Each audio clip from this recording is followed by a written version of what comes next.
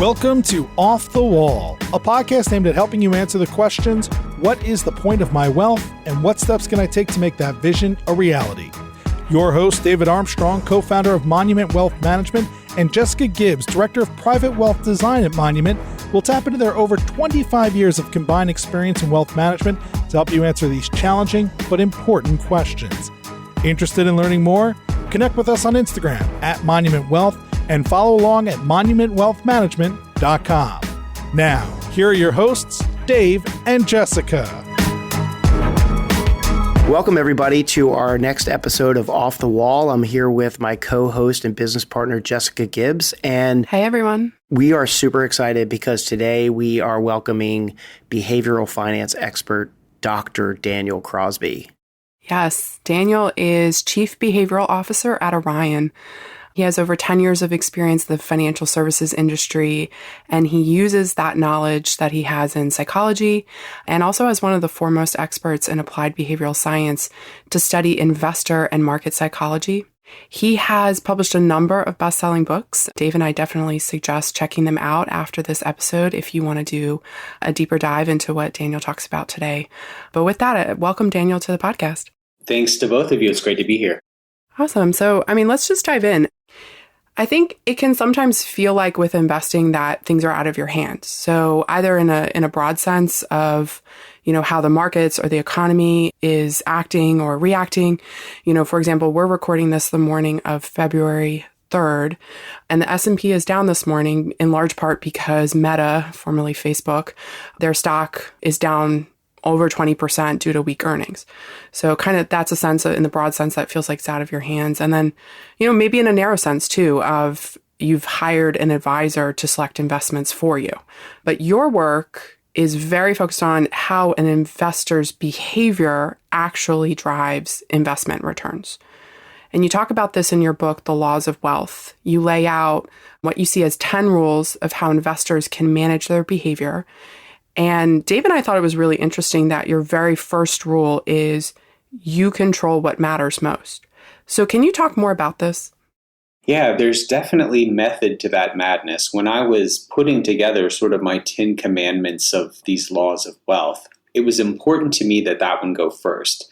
Because when you talk to most people, or when most people talk to me, I guess, and know that I work in the field, and they'll ask me things like, what's the president going to do? What's the Fed going to do? What's going to happen in Ukraine? Like, it's all of these things that are externalities. It's all of these things that are, completely beyond knowing, right? Like, nobody knows what the Fed's going to do or the president's going to do or Putin's going to do, right? And then B, even if you did know, you couldn't do anything about it. And then C, you never know how the market will react to that thing.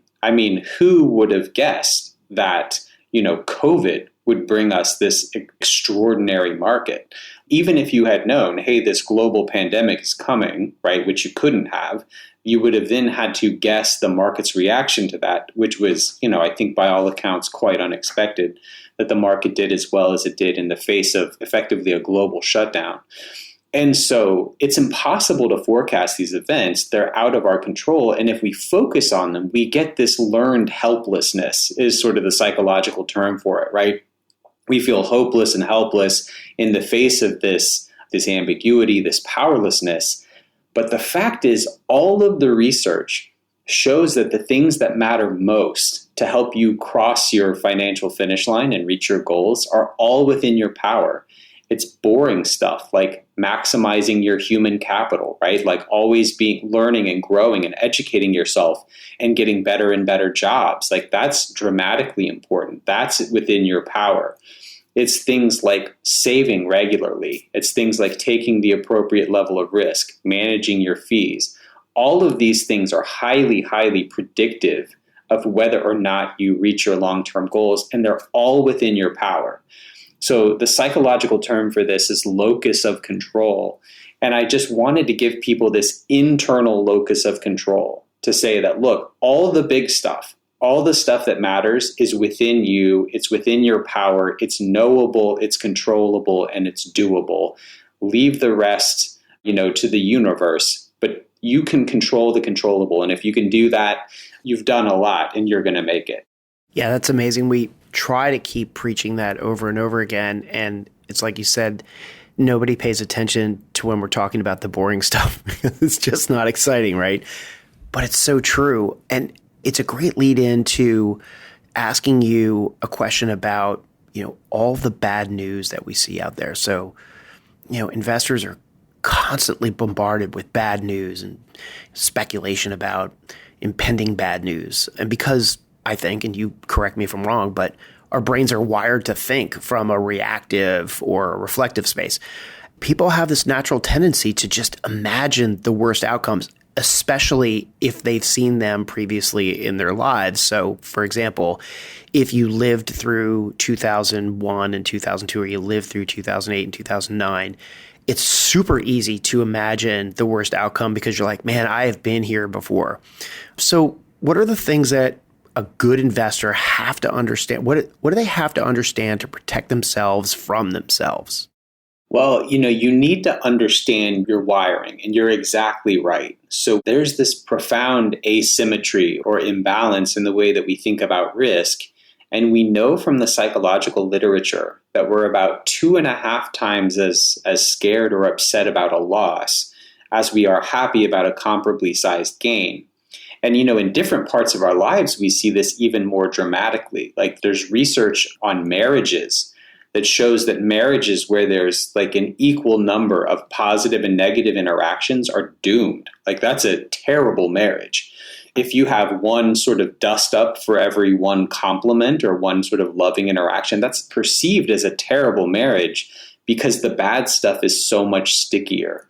So you remember the fights so much longer than you remember the compliments. And so the research suggests that you actually need at least 5 positive interactions with a spouse or a partner for every negative interaction if you're going to make it. And I mean, investing is largely the same way. The tech bubbles, the great financial crisis looms a lot larger in our mind than the 2021 where the market was up, 28% in kind of like a quiet, forgettable way. We had this massive return that's just not as sticky. So you have to know that you're wired for negativity. You have to understand this about yourself, and you have to understand the market's ability to do big things even in the face of negativity. Warren Buffett has this great quote about the 20th century. The 20th century was a nightmare. I mean, we had multiple world wars. We had a global pandemic. We had, Korea, Vietnam. We just had war after war after war after war. The Depression, right? The Spanish flu, all of these things. It was a bloody, sick, horrible century. And yet the market, compounded at 10% a year over that time in the face of all of those things. So there's a book that I love about investing called Triumph of the Optimists, and it really encapsulates how I think about investing. Being an investor is, I think, ultimately a long-term bullish view on humanity, right? It's a view that we as a human race are going to get smarter, better, faster, stronger. It's going to be imperfect. There's going to be ups and downs. But sort of the arc of human innovation and invention is going to bend in a positive way. And that's what being a long-term investor is. And we have every reason to believe that that will continue to be the case, even in the face of lots more bad stuff. First of all, thank you for your compliment and telling me that I was right. Jessica, I want you to log that and remember. It's noted. That's one of the 5 compliments I think I'm going to need today. But, in the context of, corrections in bear markets, Daniel, I think you're so right because I really sense, and I'm not saying this in a bad way, I'm just noting it, that there's just this indifference over the fact that the market went up almost 30% last year. It's just sort of like, okay, yeah, awesome. Yeah, it's really great. But man, the market goes down 10% in 30 days in January and people are just flipping, right? And there's your 3-to-1 ratio. I'm kind of making that up, but you know what I mean? And I think that the big takeaway there is that you've got to understand that these things happen, corrections happen, bear markets happen. There's all the statistics out there about how often they happen, how likely they're to happen. But the reality of it is they happen, they're going to happen, and it's more about how you react when those corrections and bear markets are happening. And I think even more importantly, from our perspective, what you've done to prepare yourself before you even get there. In other words, I call it running your emotional fire drill. So when the market's up in December of 2021, we're asking people, hey, if the market was to pull back 20, 30% from right where we are right now, how would that make you feel? And if you think you'd feel really bad, maybe you should de-risk your portfolio a little bit. So, Daniel, is there any research actually just thinking about that risk tolerance question? Because I always find when markets are up, people are like, yeah, my I can handle this risk tolerance. And then if markets are down, that's when they really see the actual like physical dollar amount, and their account value goes down. And then their risk tolerance may not be as rosy. Is there any research around that of when you're measuring risk tolerance in the market and how that affects someone's risk tolerance? Yeah, so there's actually 3 facets to risk that are, I think, instructive here, right? So there's risk capacity, which is how much risk you can afford to take, which is going to be effectively how wealthy are you and how old are you, and how big are your goals, right? So these are sort of determine your capacity to take risk. There's your risk tolerance, which is your long-term attitudes around making risk-reward trade-offs. These are pretty static. These are pretty unchanging over a lifetime. Then you've got the third piece, which is the psychological piece, which is your risk composure, which is how emotional are you? Effectively, how likely is a short-term emotional reaction going to change your perception of your long-term willingness to take risk? So if you look at something like 2020, right, like March of 2020, the initial sort of COVID crash, and you have clients calling you saying, I'm scared, get me out, put me in cash, right? If you ask them, is this a smart thing? Like, should you be doing this? Is this prudent? Most of them are going to say no, because that's their risk tolerance, right? They still know, yes, I should stay the course. Yes, I should do these things. But their risk composure might be such that the emotional salience of that scary moment is sort of overriding that long-term goal. So, at Orion, we measure all 3 of these things. We believe that you really got to measure how much risk can someone afford to take? What are their long-term attitudes toward risk? But then sort of how emotionally composed are they? How emotionally able are they to handle the ups and downs? Because with someone with low risk composure, and I put myself absolutely in that category, someone with low risk composure, it's tough for them, even if they know better. And so that's an important variable to consider. When you talk about risk tolerance and goals, when we sit down with people and we ask them, what are your goals? It's a pretty common answer to hear, I want to grow my money at a rate of return that is higher than the market. You hear all these kind of things. And they are all variants of somebody just saying, I just want more. I just want more money. And when we hear that, we immediately have a red flag that raises because we're like, okay, how do you quantify more? How do you do that? And when you ask somebody, what does that look like? If your goal is more, what does that look like? How do you know when you've achieved success? You really start to uncover that people are a lot more risk averse than they think they are. And your point about your ability to absorb risk, I'm going to call it different, but if you're really wealthy and you're self-insured against a 30% because it doesn't, let's just say you're a billionaire, right? And the market goes down 30%. Okay, that's a big dollar loss, but I would imagine from a standard of living perspective, it probably doesn't even move the needle. Yet those people are not very risk averse. They're risk takers, I think, because they have so much money, they can absorb that loss. You could make an argument that that person should be 100% in cash because who cares? I'm not advocating that. I'm just saying from a mental perspective, it's kind of interesting to see how people look at risk at different levels of wealth. We find that people who are really trying to grow their wealth and are really trying to go for a goal of a standard retirement and they're not that wealthy, they want to take the risk to grow the portfolio, but they're scared to death of losing a single dollar because they don't really have a lot of wealth yet. Yeah, there's a lot of things at play, right? So one of them is what shrinks like me call the affect heuristic, which just is a fancy way of saying that emotion colors the way that you view the world, right? So if you're in a positive emotional state, you tend not to see any risk anywhere and you tend to be focused on upside. If you're in a negative emotional state, you tend to see risk everywhere and you tend to have this sort of downside risk first mentality. And so, that just, waxes and wanes over someone's lifetime. And then we've also got this recency bias. It's a very human tendency to project the immediate moment into the future indefinitely, right? Like you saw this during the pandemic, right? Like in March, it's just like the sky is falling, things are never going to be right again.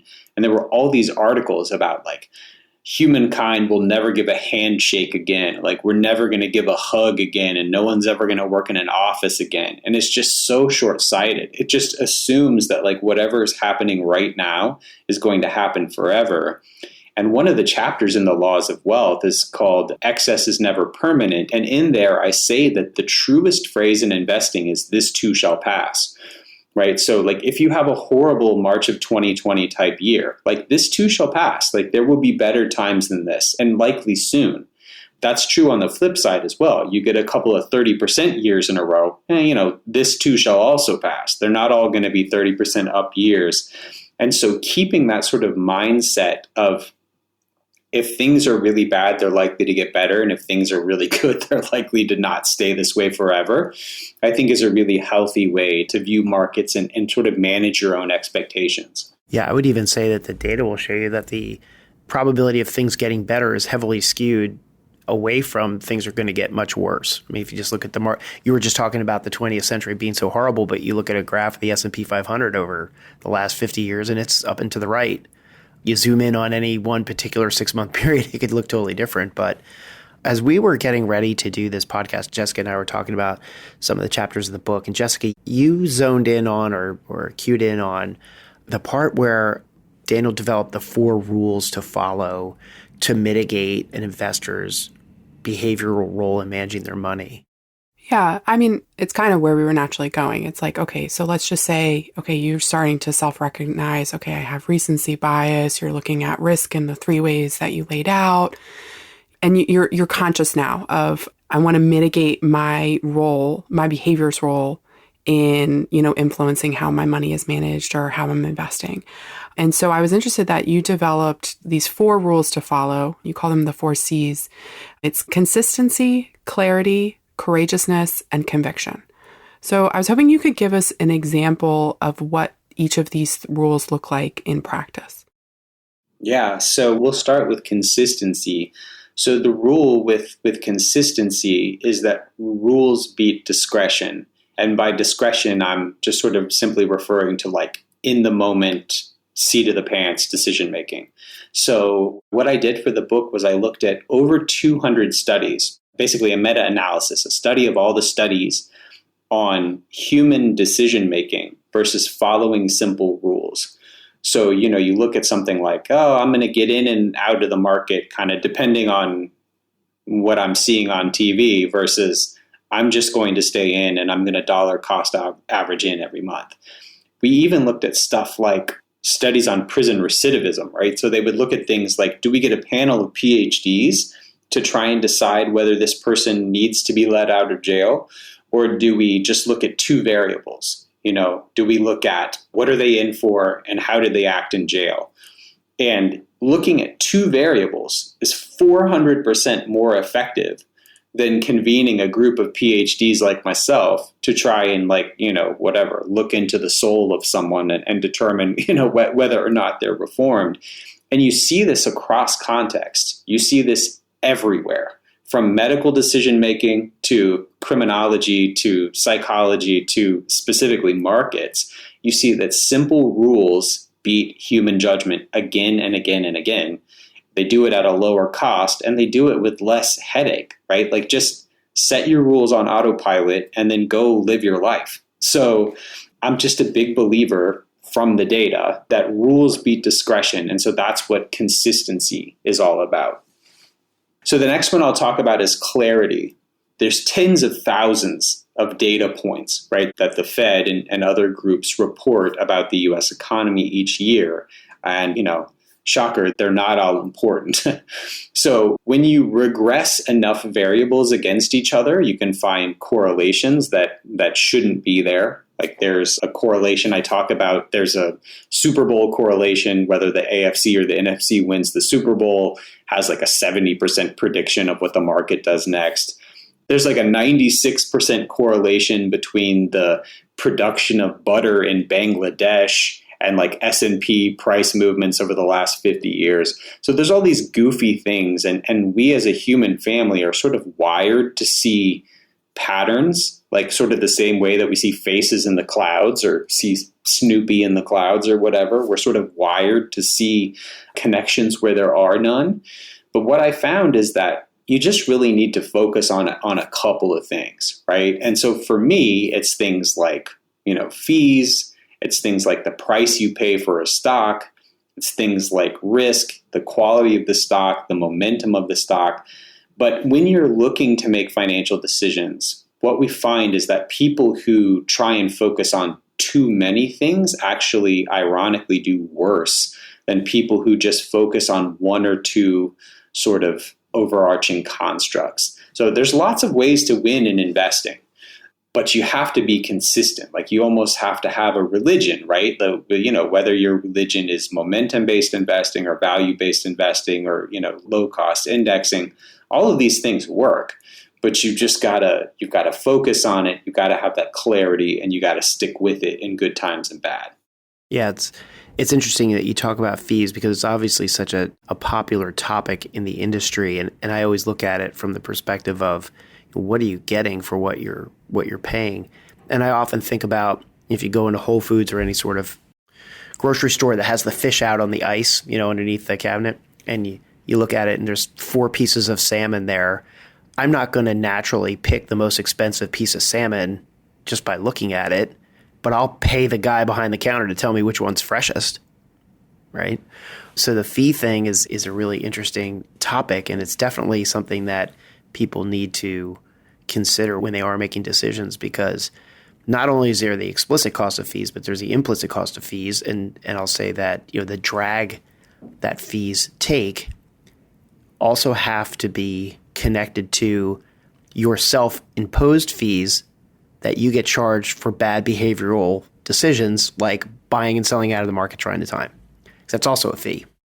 Well, I think there's fees that are worth paying and there's fees that not. That'll sort of lead us to our next C, which is conviction.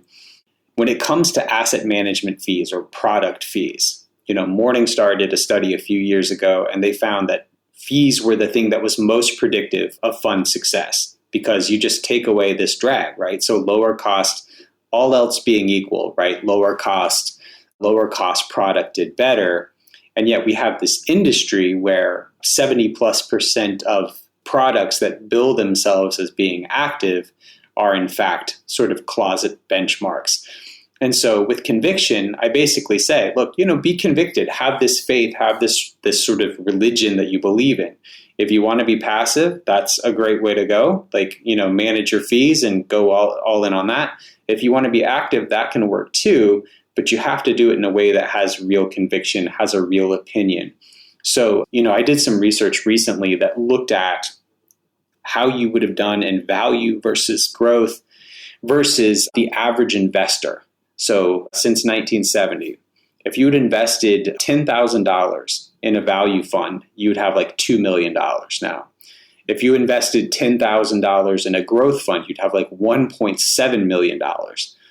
If you had gotten the returns that the average investor got, you would have just over $400,000 because of their tendency to jump in and out of the market. So what we find again and again is the fees that are worth paying are the advisor fees.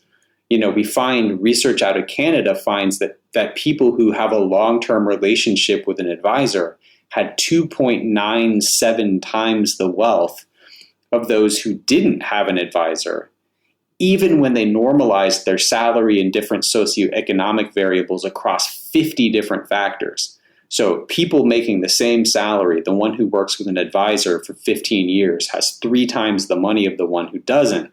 So, save your money where you can on product fees, but the advisory fees are where it's at because that's worth paying because that person is going to be a decisional guide and a behavioral coach to you and keep you from making these bad decisions. That's interesting. I was just going to ask you why, and it really comes down to behavioral coaching. I mean, what's crazy is if an advisor can save you from 2 or 3 bad decisions over an investment lifetime, that pays for itself many times over. You think about someone who wanted to bail in March of 2020 or March of 2009, and an advisor kept them in their seat. I mean, that person will never pay that advisor back. Like their fee will never approach the value that was created by that advisor keeping them invested. So there's fees that are worth paying and there's fees that are not.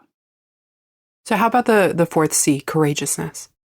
So courageousness is really about what Howard Marks, the great investor, calls the perversity of risk. So courageousness is just this idea that we sense the most risk when there is actually the least risk, and vice versa. Like basically, you're going to want to do all the wrong things at all the wrong times, right? When the market is full speed ahead, you're going to want to take excessive risk, and you shouldn't. And when the market is actually quite attractively valued because it's dipped, you're going to want to get out, and you shouldn't. So courageousness means basically doing what's right, even in the face of emotional greed and fear. Just having the courage and the fortitude to do the right thing, even when your heart's telling you to do something else. Because we are quite literally wired backwards. I mean, we want to take excessive risk when things are actually very risky, and we want to flee for safety when things are quite attractive. So, I mean, almost every impulse you have is incorrect, which is why investing is so difficult. That's interesting. So let me kind of tie two of those things together with a hypothetical scenario and then ask you how somebody facing this should be framing it. If an investor feels like they have a lot of conviction that the market is going to go down, because we hear this a lot, which is the market just had a 30% run, inflation's high, I know the market's going to go down. So that's the conviction, right? They have serious conviction, but that's not a great way to apply conviction. What do you tell somebody who is absolutely convinced that their gut is right and try to convince them to frame it differently and consider the fact that they don't really know if they're right or wrong? Yeah, so I think I would point them to the research. So the research on people who actively trade, so, actively jump in and out of the market like you're talking about. The most exhaustive study ever done on this was done in Taiwan, and it found that 1 in every 360 active market participants added value through their moves. Okay, so think about that. 1 in 360. And so you have to ask yourself, am I the one? Probably not, right?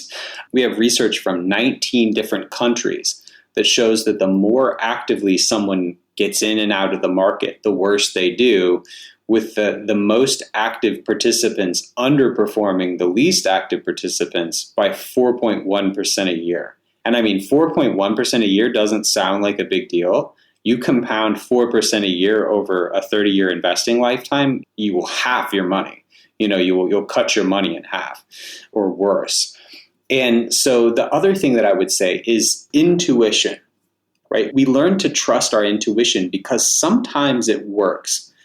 And our intuition works in a very specific subset of times. For intuition to work, it needs to be a decision that you, A, make repeatedly, and B, get immediate feedback on, right? So like if I eat whatever, a bad piece of meat, it's immediately gross, I immediately get sick, okay, I'm never going to do that again, right? The market doesn't work that way. First of all, you only get, how many truly catastrophic markets do you get in a lifetime? 2 or 3? Probably, so someone kind of like trying to time a big decline in the market, right? That doesn't come around every day. You don't have this experience every day. And then the feedback's not immediate. Jessica talked about Facebook stock today. If we were to buy Facebook stock today, when would we know if that was a good decision or not? I don't know, like at 10 years from now, 15 years from now, 10 minutes from now? A year from now, is it a bad decision because it goes down another 10% in the next week? Like maybe not. Like the time frames are so subjective in the markets. The conditions aren't met for your gut to work. You need repeated exposure to a decision with immediate clear feedback. Neither of those conditions are met. And so your gut is just not a good guide to markets, and the evidence backs that up. I'm just going to say right now, every single person listening to this podcast needs to rewind 3 minutes and listen to that again. Because it's such a fantastic observation, and it's so true. The whole thing about the immediate feedback. We get this a lot recently. Hey, great, your portfolio did well and everything, but I bought crypto and I made a 400% return. So maybe I'm better at this than you are. And your data on the 1 out of 300 and some odd people that are right, I would bring it back to one of your 4 C's, which is, okay, great, consistency. Like, are you going to be the one person that gets it right again out of 300? Or did you just get lucky? If you got lucky, great, take your chips off the table and walk away. Fantastic. Congratulations. I can't remember which one of my books I write about this in, but I have this saying that like you can be right and still be a moron. So I give the example. Paul DePodesta, like a front office baseball guy, gives the example of being out playing blackjack with his buddy, and his buddy's kind of drunk. And his buddy is showing like it was 18 or 19. Okay, we'll call it 18, right? They're playing blackjack. His buddy's holding 18, and his buddy, who's tipsy, wants to hit. And DePodesta, who's a big, numbers guy, is like, no. Like I'm not going to let you hit with, showing 18. That's statistically dumb. And his friend insists. His friend hits, and would you know it? His friend gets a 3, right? The dealer turns a 3. And the friend's like, I was right. I told you I was right. I knew it. And it's like, no, you were still stupid. Like, what you did was still stupid regardless of the outcome, right? If you jump in your car right now, don't wear your safety belt and drive 120 miles an hour to the grocery store and you don't die, you're still stupid, right? Like it was still a bad decision, even if the outcome was averted. And so the thing we have to do to be good investors is tilt probability in our favor. And what's tricky about this is you have to learn to be, the house and not the gambler. If you look at Vegas, some of these card games have infinitesimally small advantages. It's like 51-49 or, 52-48 in favor of the house. But that 2-3% delta is enough to keep a lot of lights on in Vegas and build a lot of big houses. And so by doing the things that we're talking about today, you tilt the odds in your favor. It's not a guarantee that on a short-term timeline, everything's going to go your way every time.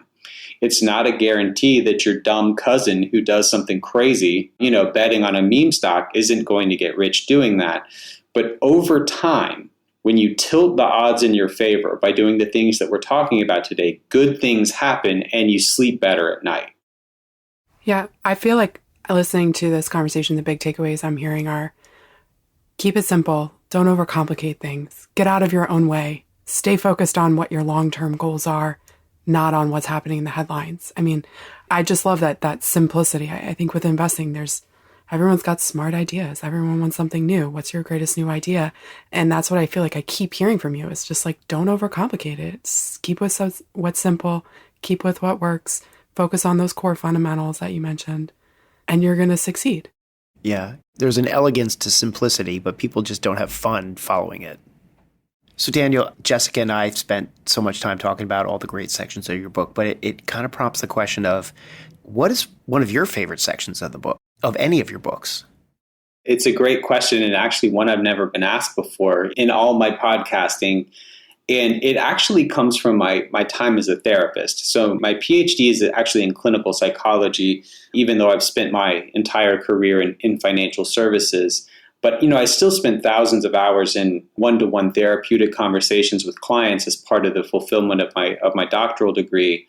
And I saw something very consistently in people, and I came to call it emotional graying, which was people trying to play it so safe that they became very unhappy. And I think it has implications for money too. So I'll read the quote from the book. It says, "Think about the most meaningful thing you've ever done. I would wager that it took a measure of risk, uncertainty, and hard work to achieve. In this, as with all risk, comes a valuable lesson. To strive for certainty is to doom oneself to mediocrity. Nothing is less safe than playing it safe, and nothing guarantees loss like trying to avoid it. Consider the person who remains unattached to avoid risking heartache and finds loneliness in the process, or the would-be entrepreneur who never makes the leap of faith and wastes a career working at jobs they hate, or the investor paralyzed by a fear of volatility that arrives at retirement with resources inadequate to meet their needs. Indeed, the irony of obsessive loss aversion is that our worst fears become realized in our attempts to manage them. So this is something that I saw all the time as a therapist, is that, someone was scared of having their heart broken and becoming lonely, so they wouldn't date or they would make themselves unavailable. And of course, that unavailability brings about loneliness, which is the thing you were scared about in the first place. You see this in investors. People are scared that they won't have enough money for retirement, so they jump in and out of the market trying to anticipate every next correction. And then, sure enough, they arrive at retirement with inadequate resources. So I think in life, as in markets, we have to embrace uncertainty and learn to live with sort of a modicum of risk. And doing so can enrich our lives in meaningful ways. I think that's the perfect place to wrap up. Thank you so much, Daniel, for joining us. This has been a great conversation. Definitely encourage you all to check out his books after this and read more about his thoughts. We'll put them in the show notes below with some links. We don't do the affiliate link, so we'll just go straight to the website. But I would also like to say thank you, Daniel, because I know how valuable your time is. I'd also like to thank Randy Lambert at Orion for setting this up for us. He's been such a great friend of ours, and we hold him and all of the Orion team in the highest regard. It's such a fantastic company. If you're an advisor listening to this and you're considering Orion, boy, we have nothing but just the greatest things to say about him. And Dan, you must be really happy working at such a great firm with such a collaborative team like that. It's a wonderful place. We got, Brinker Capital, where I worked previously, got acquired by Orion sort of mid-pandemic. And it took me a long time to meet some of my colleagues, but even from a distance, they were wonderful people. And it's been a great place to be. Well, thanks again so much for making time. This is such a great topic and fits in nicely with our whole philosophy on everything. And I'm sure this will be very popular. So again, on behalf of everybody here at Monument and the team that does all of the editing for Off the Wall, we really appreciate your time. And thanks again for coming on. Thanks. Thanks, both of you. Hey, everybody, real quick, we forgot to mention Daniel has an incredible podcast as well. It's called Standard Deviations. You can find it on pretty much every major podcast platform. That is an incredible thing for everyone to check out, in addition to his books. And then you can also follow him on social media. Dave, do you have where you can find him? I do. So it's Standard Deviations with an S. And then he's got a YouTube channel, which is Dr. Daniel Crosby, Dr. Daniel Crosby. And Instagram is the same, Dr. Daniel Crosby. And then Twitter is simply at Daniel Crosby. But he's pretty good on all of that. And of course, he's on LinkedIn just under his full name. And that's it. Go check him out because he's great to follow. And he posts on LinkedIn all the time and the other sites as well. So check that out.